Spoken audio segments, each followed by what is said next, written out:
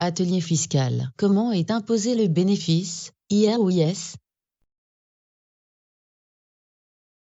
Principe. Les modalités d'imposition du bénéfice de l'entreprise dépendent de la forme juridique choisie, en amont, par le porteur de projet. Ainsi, certaines formes juridiques relèvent, de plein droit, de l'impôt sur le revenu, IR. D'autres, de l'impôt sur les sociétés, IS. Il existe néanmoins, dans certains cas, des options possibles, mais irrévocables, qui permettent de choisir un régime fiscal différent, sous conditions. Par exemple, une EIRL soumise de plein droit à l'IR peut, si elle le souhaite, opter pour l'IS. Quel régime fiscal pour quelle forme juridique? L'entreprise individuelle relève de l'IR et aucune option n'est possible. L'EIRL et la SARL unipersonnelle relèvent de plein droit de l'IR mais peuvent opter, si elles le souhaitent, pour l'IS. A l'inverse, les SARL classiques, SA et SASU relèvent de plein droit de l'IS mais peuvent opter, sous condition, pour l'IR. L'impôt sur le revenu, IR. Toutes les entreprises individuelles, ainsi que les EIRL quel que soit le régime d'imposition choisi, micro-entreprise, réel simplifié ou réel normal, relèvent de l'impôt sur le revenu. En effet, sous ces formes juridiques, les patrimoines personnels et professionnels de l'exploitant sont confondus. Aussi, le bénéfice de l'entreprise sera imposé au niveau du foyer fiscal du dirigeant. Le bénéfice imposable relève fiscalement des bénéfices industriels et commerciaux, BIC. Si l'activité de l'entreprise est industrielle, commerciale ou artisanale, bénéfices non commerciaux, BNC. Si l'activité est libérale. L'impôt sur le revenu, IR. Le bénéfice imposable de l'entreprise se rajoute aux autres revenus de l'exploitant, allocation Pôle emploi, salaire du conjoint, revenus fonciers, ainsi, c'est l'ensemble des revenus qui sera soumis au barème progressif de l'impôt sur le revenu. Si l'entreprise est en perte, celle-ci pourra être imputée sur le revenu global du dirigeant et compenser tout ou partie de ses revenus. Barème 2015 de l'impôt sur le revenu. Le principe d'application de ce barème repose sur la décomposition du bénéfice imposable en tranches de revenus soumises à des taux progressifs d'imposition allant de 14 à 45%. L'impôt sur le revenu, IR. Certaines sociétés relèvent également de l'IR comme les SARL à associés uniques ou EURL les sociétés en nom collectif. Dans ce cas, chaque associé sera imposé, à titre individuel, au prorata des parts de capital qu'il détient dans la structure. La notion de dividende n'existe pas dans les sociétés soumises à l'IR. Elle reste réservée aux structures soumises à l'IS. Ce type de statut empêche toute optimisation fiscale et sociale, notamment en termes d'arbitrage entre rémunération et dividende. Attention, à l'IR le dirigeant n'est pas imposé sur les prélèvements qu'il a effectivement réalisés pour se rémunérer, mais sur la totalité du résultat fiscal de l'entreprise. Ces rémunérations ne font pas partie des charges qu'il pourra déduire, contrairement aux structures soumises à l'IS pour la détermination du bénéfice imposable. Le montant de l'impôt à payer dépend de la situation familiale du dirigeant, marié, enfant à charge. Barème 2015 de l'impôt sur le revenu. C'est la totalité des revenus imposables du foyer fiscal qui seront soumis à ce barème. La tranche dans laquelle le revenu sera taxé dépend du nombre de parts du foyer fiscal. Le montant de l'impôt brut à payer est calculé à partir des formules données dans ce tableau. Nous allons l'illustrer par un exemple chiffré.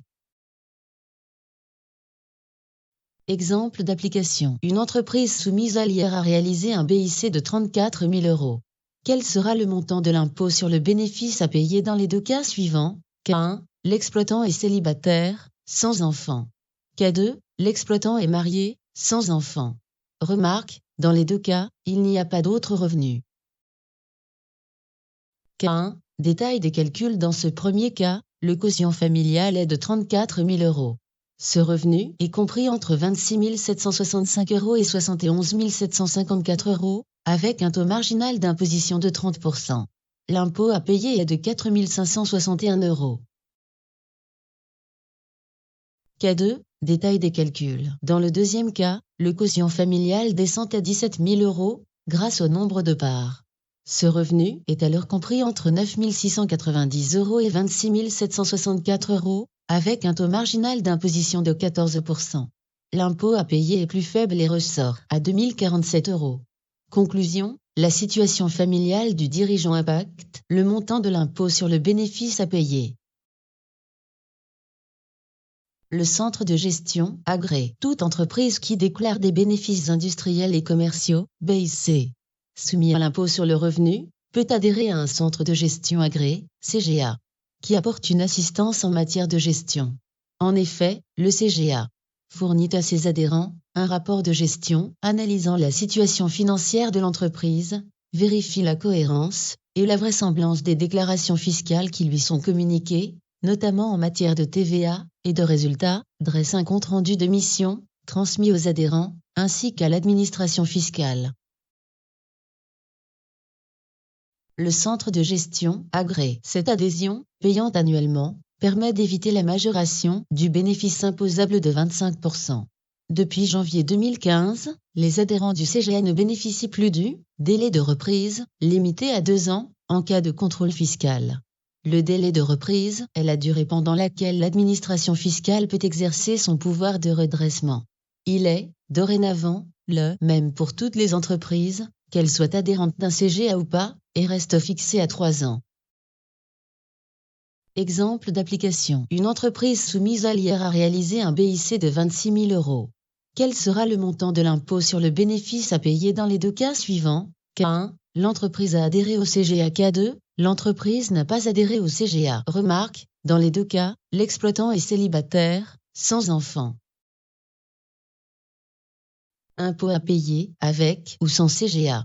L'entreprise qui a adhéré au CGA évite la majoration du bénéfice imposable de 25%. Taxée sur la base de 26 000 €, elle aura un impôt à payer de 2 283 €. Sans le CGA, elle sera taxée sur la base de 32 500 € et aura un impôt à payer plus élevé de 4 111 €. L'impôt sur les sociétés, IS. Toutes les SARL pluripersonnelles, les SAS ainsi que les SASU, relèvent de plein droit de l'impôt sur les sociétés, IS. Contrairement aux structures juridiques soumises à l'IR, la totalité des rémunérations versées aux dirigeants pourront être déduites pour déterminer le bénéfice imposable de la société. Le résultat fiscal de l'entreprise est taxé de façon indépendante, sans tenir compte de la situation personnelle du dirigeant, de ses autres revenus.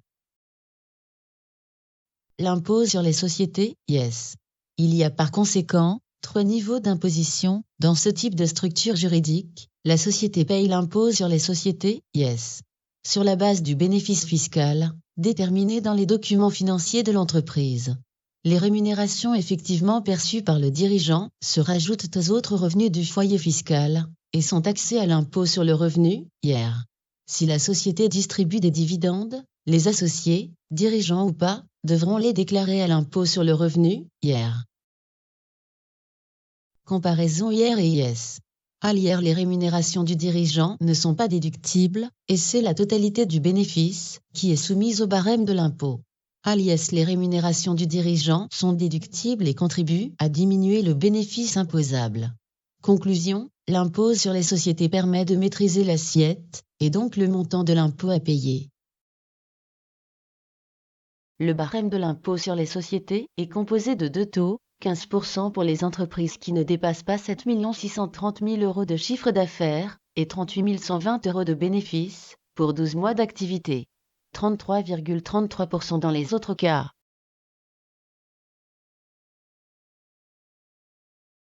Exemple de calcul d'IS. Une entreprise, soumise à l'IS, a réalisé un résultat imposable de 50 000 € pour 12 mois d'activité.